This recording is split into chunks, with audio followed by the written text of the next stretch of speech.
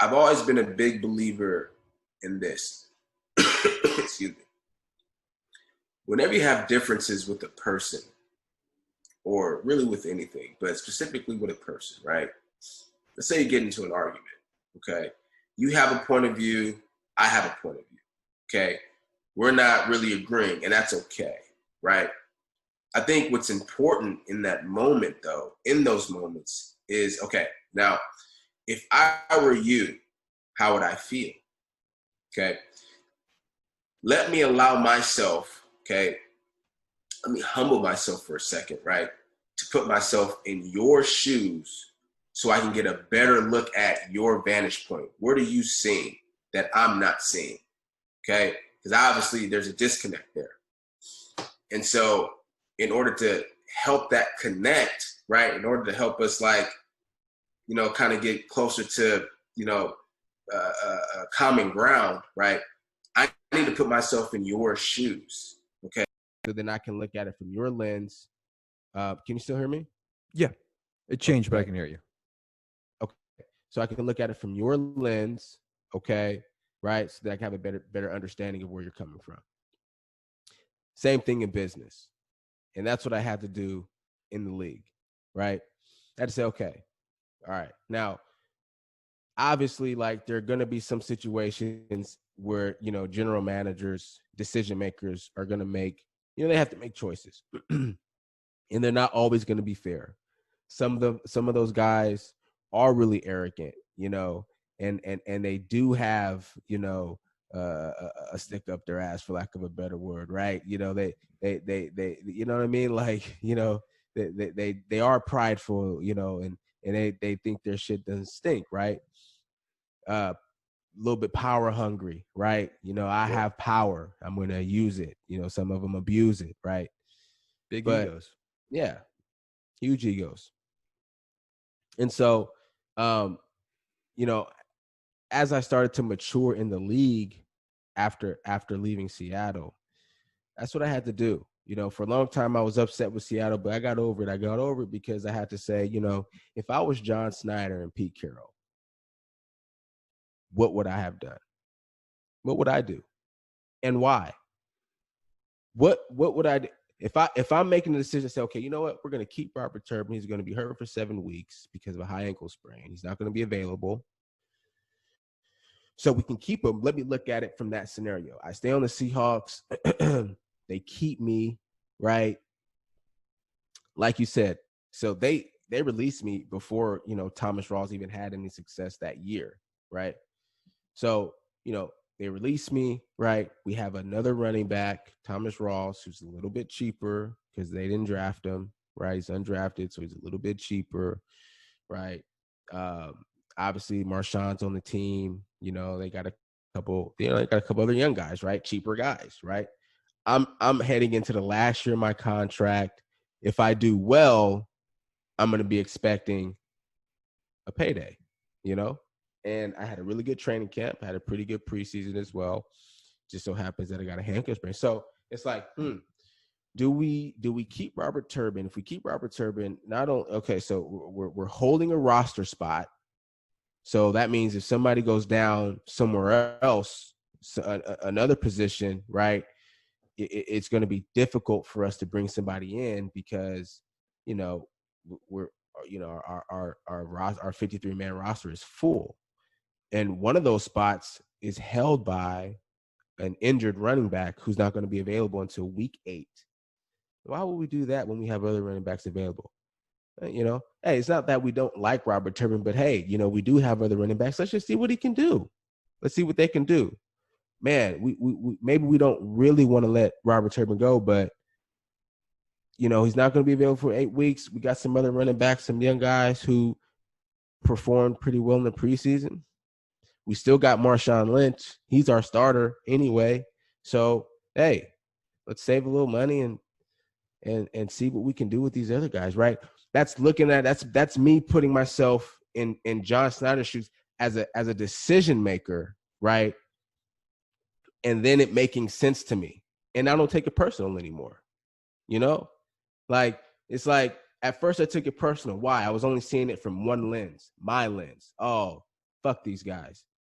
They don't give a shit. You know what I'm saying? Like, Yeah. you're gonna release me? Like, really? Oh man, you know what I mean? Like I was really hurt, right? Then I matured in the league. I go back and I think about that situation. Like, if I was a general manager, like, what would I do? Like, what decision would I make that's best for the team? You know? And, I like to give people the benefit of the doubt. Like, yeah, like we talked about, some people do have egos. Some of them are assholes. I don't believe that to be John or Pete. They're not perfect people, obviously. They've probably, done some shady shit, but like, who hasn't? Like some of us have done shady shit that we don't even know. Like, we don't even realize was shady, but it was. And the other person feels that, like, that's how they feel about it, right? And perhaps they haven't expressed that to us, but it happens. Like, we made that person feel that way, so it's like it's there, whether you meant it or not.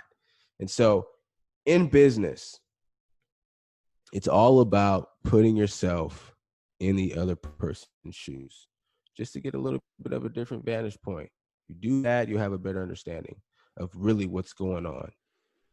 Yeah, and isn't the word there empathy, really? The ability to see it from someone else's perspective, which obviously transcends business. Sure.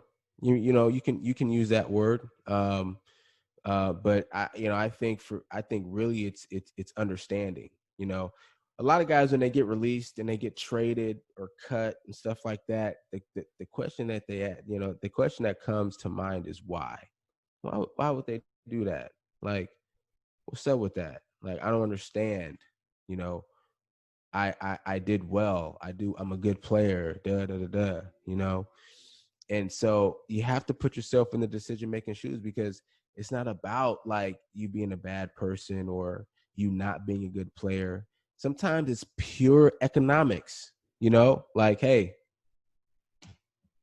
we don't have the money to pay this guy, or we don't want to pay this guy, let somebody else do it, and you just can't take those kind of things personal. It's business. Like, what if you were the GM? What would you do? Like, you have to be able to do that. If you were the GM and you were the owner, what would you do? Would you give this guy, $100 million? Or, would you look at the budget and say,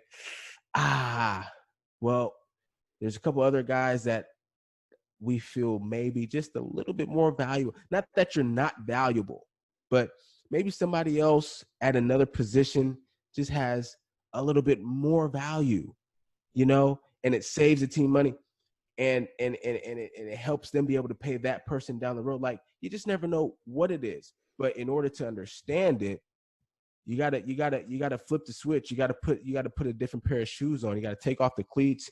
You gotta put on the sport coat and the slacks and your coach's hat, and be able to look at it from that vantage point. And then you won't take things personal.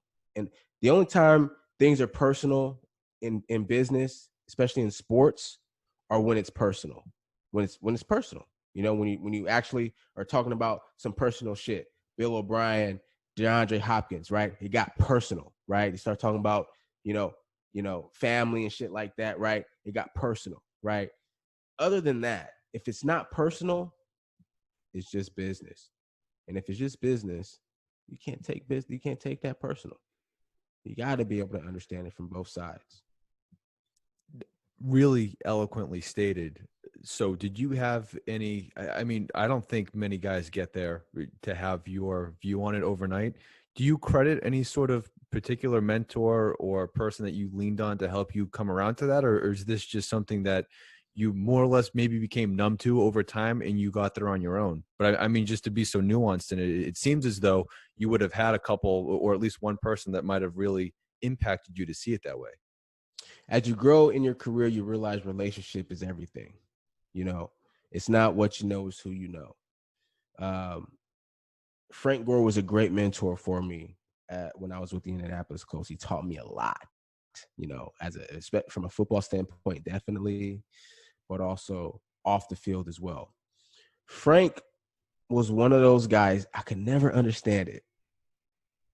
Talk to everybody. Talk to everybody. Scouts, all the scouts, all the decision makers, like everybody in the facility. I asked Frank one day, I said, Frank, why you talk to everybody? Like, I don't get it. Because I was in this mindset, it was like, man, it's us against them. Like, it's the players, and then it's upstairs. There's no connect there.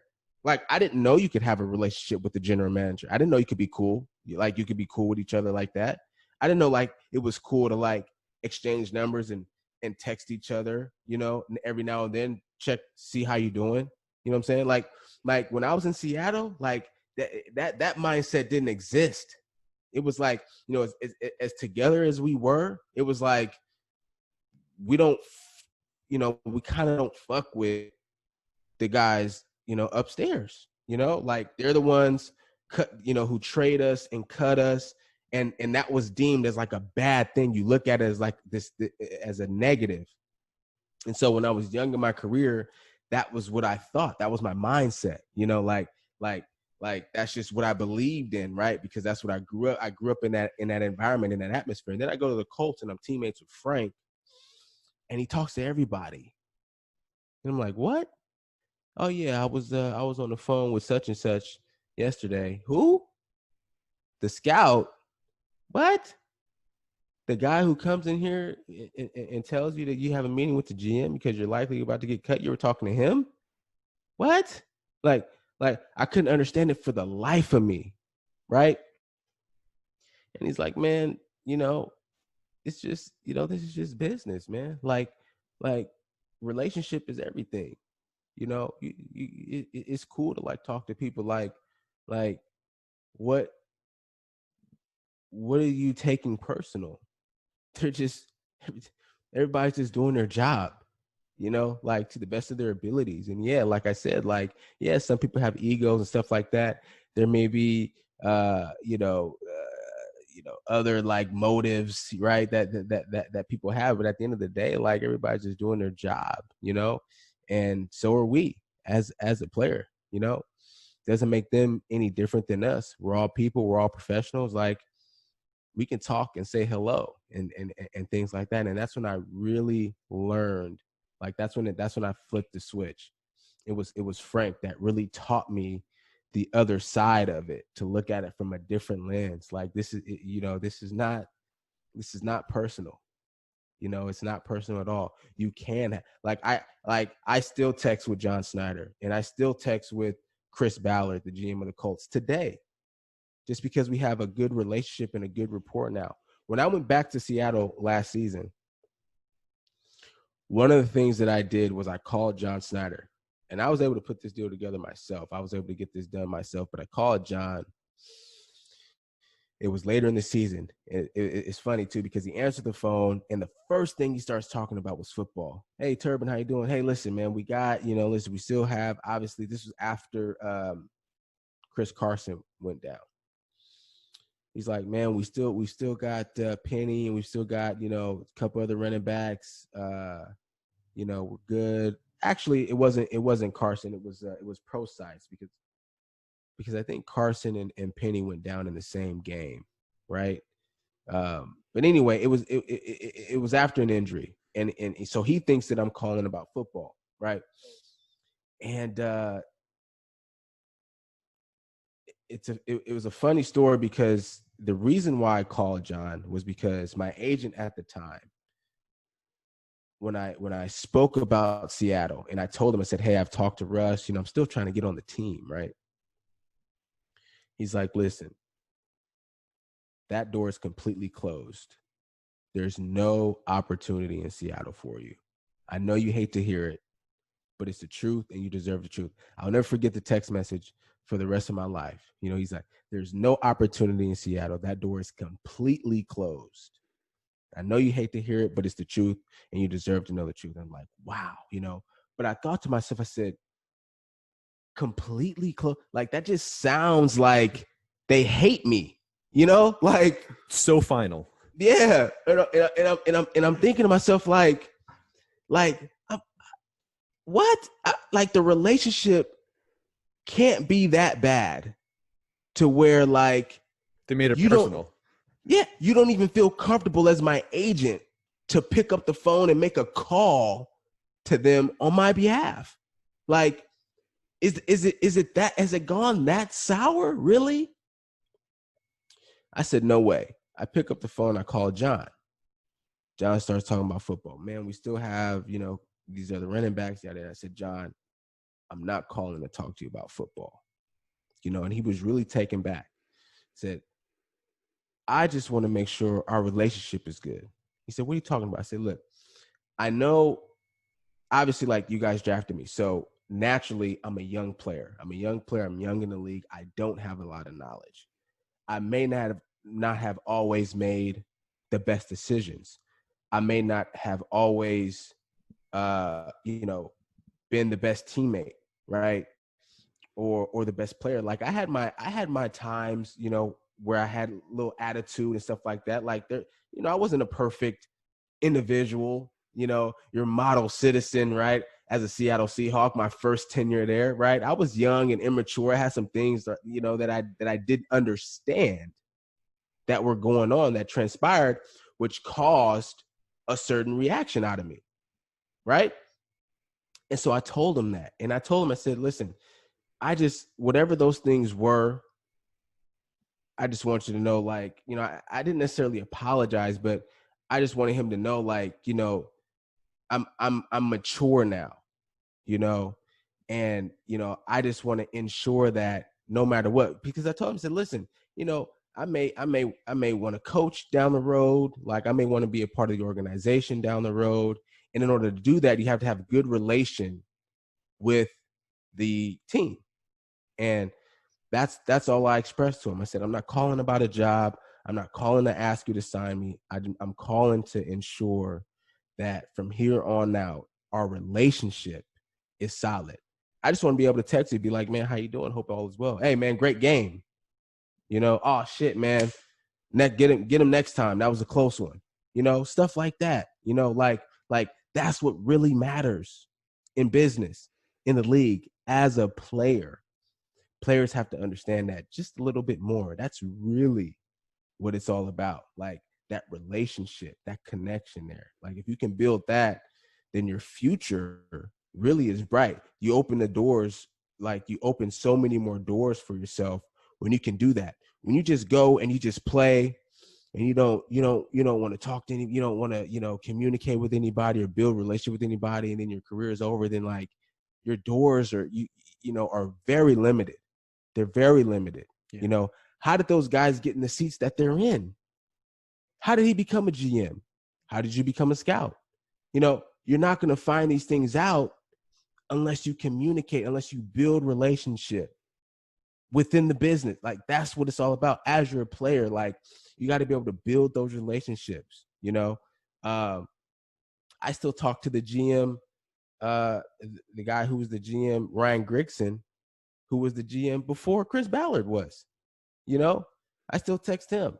He gave me great insight about a month ago on strategy on, getting signed this year. He sent me this long text. It's like, and how does that happen? Relationship. So ever since then, I was good. I was like, listen, if Seattle signs me or not, I am totally okay. Why?